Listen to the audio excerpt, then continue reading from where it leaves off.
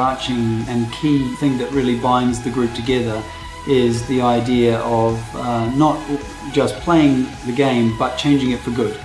I think Richard embodies the principles better than anyone I've ever worked with and anybody that I know, because he's very focused on business, on starting new businesses, on making sure that he's got the right people in the businesses, but also on doing things differently and really changing the game. And I think that it's the combination of those that sets him apart as the great entrepreneur of his generation. I think the word business, it becomes a business, but what you're doing is you're painting a picture. You're trying to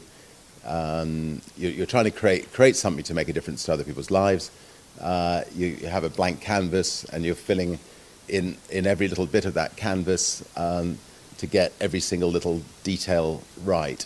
And if that canvas, sings out at you at the end, and it's a beautiful picture, your business is going to be successful. If bits of the canvas are not quite right, your business may fail. So if you set up to change people's lives, you've got to get every single little detail right. You've got to make sure that the people that you're working with 100% believe in what you're trying to do, and you've got to make sure that what you're trying to do is worthwhile spending your time on. And at the end of the day, you want to be sure that that the people's lives you've affected, you've really you've affected them and benefited them. And if you get all that right, hopefully you'll be able to pay the bills at the end of the year. I think the next stage is to be a great delegator, and not try to do everything yourself. Try to find people who are better than you all the time. Try to find people who are better than you to put you out of business effectively. So, whatever you're spending all your day doing, try to find someone who's better than you to do that, to replace you at it, so that you can go off and think about the next big picture. An entrepreneur is not a manager. I mean, an entrepreneur is somebody who is great at conceiving ideas, starting ideas, building ideas, but then handing over to really good managers to manage the businesses. The moment you've got more than one business, you can't be hands-on doing everything.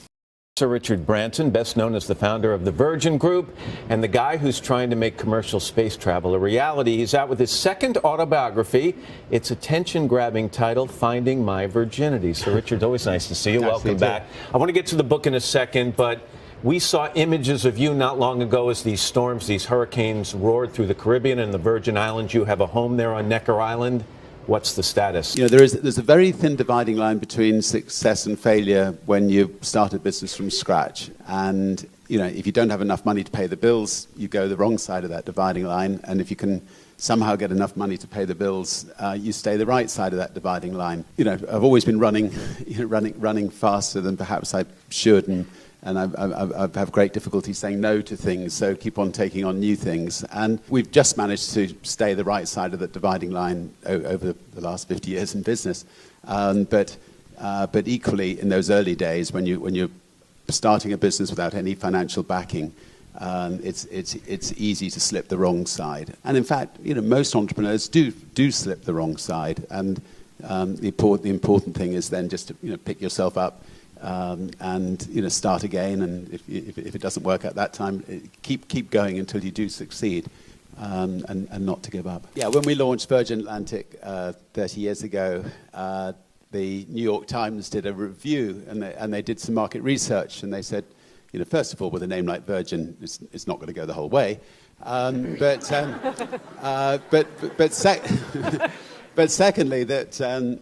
They did market research which said only 7% of people would fly on an airline called Virgin, and we put our hands up and said 7% would be just fine. So so we carried on with it. But there were a lot of skeptics out there, and there always will be lots of skeptics when you want to start something new. Everybody will tell you why it's a bad idea, why you shouldn't do it, why you'll lose everything you've got, and in the end you just got to get out and try to prove them wrong. But good luck.